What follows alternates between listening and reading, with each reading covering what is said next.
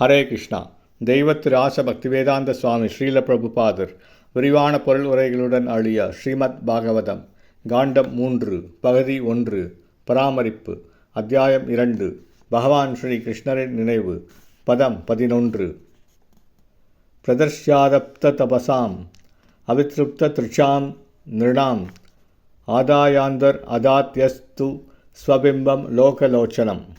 மொழிபெயர்ப்பு. பொதுமக்களின் பார்வையின் முன் தமது நித்தியமான சுயரூபத்தை காட்டிய பகவான் ஸ்ரீ கிருஷ்ணர் தேவையான தவத்தை செய்யாததால் தம்மை உள்ளபடி காண முடியாதவர்களின் பார்வையிலிருந்து தமது உருவத்தை மறைத்து கொண்டார். பொருளுரை. இப்பதத்தில் அவித்ருப்த திருச்சாம் என்னும் சொல் மிகவும் குறிப்பிடத்தக்கதாகும். ஜட உலகில் உள்ள பந்தப்பட்ட ஆத்மாக்கள் பல்வேறு வழிகளில் தங்களது புலன்களை திருப்திப்படுத்த முயல்கின்றனர். ஆனால் இத்தகைய முயற்சிகளால் திருப்தி அடைவது சாத்தியமல்ல என்பதால் இதில் அவர்கள் தோல்வியையே காண்கின்றனர். நிலத்தில் போடப்பட்ட மீனின் உதாரணம் இவ்விஷயத்தில் மிகவும் பொருத்தமுடையதாக இருக்கும்.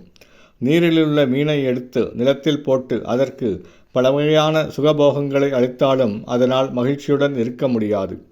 பரமஜீவனான பரமபுருஷரின் சகவாசத்தில் மட்டுமே ஆன்மீக ஆத்மாவினால் மகிழ்ச்சியாக இருக்க முடியும்.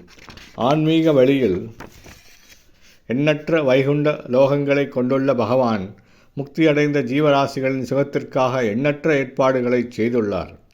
பிருந்தாவனம், மதுரா மற்றும் துவாரகா ஆகிய இடங்களில் தமது உன்னதமான லீலைகளை வெளிப்படுத்தி பந்தப்பட்ட ஆத்மாக்களை பரமபதமான நித்திய உலகிற்கு கவர்ந்து செல்வதற்காக பகவான் தோன்றுகிறார்.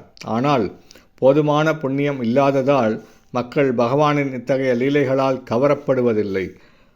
பாப விளைவுகளை முற்றிலும் கடந்து விட்டவர்களால் மட்டுமே பகவானின் உன்னத அன்பு தொண்டில் தங்களை ஈடுபடுத்தி கொள்ள முடியும் என்று பகவத்கீதை கூறுகிறது. ஒவ்வொரு பந்தப்பட்ட ஆத்மாவையும் புண்ணிய வழியில் செலுத்துவதற்காகவே வேத முறைப்படியான சமய சடங்குகள் ஏற்படுத்தப்பட்டு இருக்கின்றன. எல்லா சமூக பிரிவுகளுக்கும் உரிய நியமிக்கப்பட்ட கொள்கைகளை உறுதியாக பின்பற்றுவதால் உண்மை, மனவடக்கம், புலனடக்கம், பொறுமை முதலான குணங்களை ஒருவரால் அடைய முடியும். மேலும் பகவானுக்கு தூய பக்தி தொண்டை செய்யும் படித்தரத்திற்கும் அவர்களால் உயர முடியும்.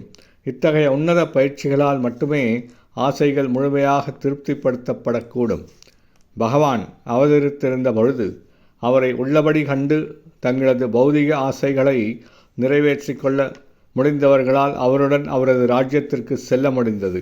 ஆனால் பகவானை உள்ளபடி காண முடியாமல் பௌதிக ஆசைகளிலேயே தொடர்ந்து பற்று கொண்டு இருந்தவர்களால் பரமபதத்தை அடைய இயலவில்லை.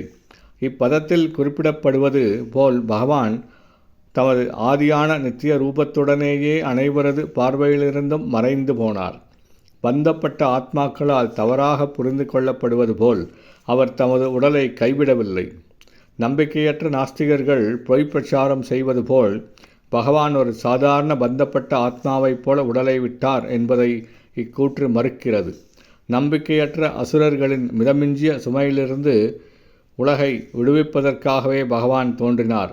இதை செய்தபின் உலகின் கண்களிலிருந்து அவர் மறைந்து போனார். ஹரே கிருஷ்ணா.